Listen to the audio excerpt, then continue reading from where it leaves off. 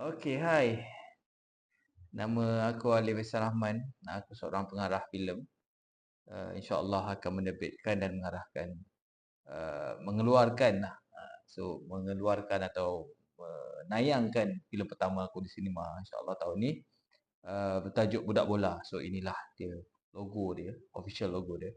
So insyaAllah pada kawan-kawan yang dah mengenali, yang dah tahu asal projek ni, terima kasih kerana mengikuti. Dan kalau yang masih lagi kawan-kawan yang baru kenal aku, so nama aku Ali Saraman. Aku seorang pengarah filem yang mungkin aku boleh sebut aku bermula pada 2016. So mungkin tahun ni adalah 2026, merupakan 10 tahun perjalanan aku sepanjang menjadi seorang filmmaker. Aku grad pada 2013, kemudian mendapat peluang pertama lah kita panggil kan, mungkin dari short film, iklan raya, banyak lagi projek-projek yang untuk company, brand dan so on.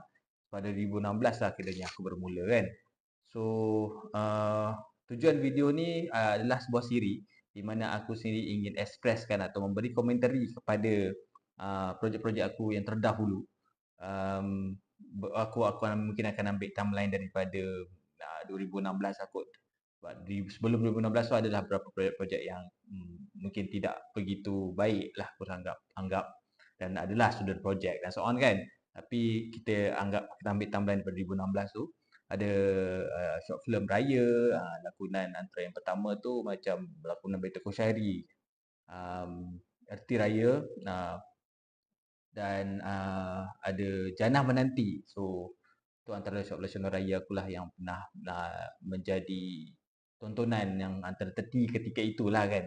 So siri ini akan membawa anda menjelajahi, melihat projek-projek aku, cara pengarahan aku, cara pemikiran aku, macam mana aku buat keputusan, terutama dia daripada peringkat idea, daripada peringkat skrip, kemudian pre-production, pemilihan lokasi, pelakon, kemudian di time shooting, ketika pengarahan di lokasi, kemudian aku sendiri adalah seorang editor yang banyak mengedit atau menyunting projek-projek aku sendiri. So apa yang aku fikir dan bagaimana aku buat keputusan, so semuanya akan diceritakan dalam siri ini insya-Allah. So stay tune. So ini merupakan satu episod kita panggil pengenalan lah, untuk menceritakan apa yang aku akan pemikiran aku dari segi sebagai seorang pengarah, sebagai seorang filmmaker. Dan aku akan bermula dengan video yang selepas ini.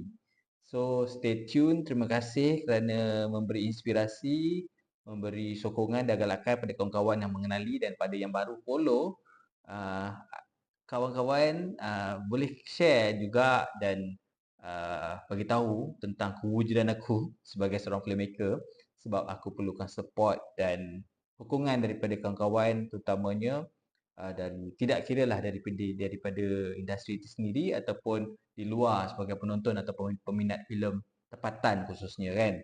So stay tune untuk video seterusnya. Terima kasih kerana menonton. Nantikan.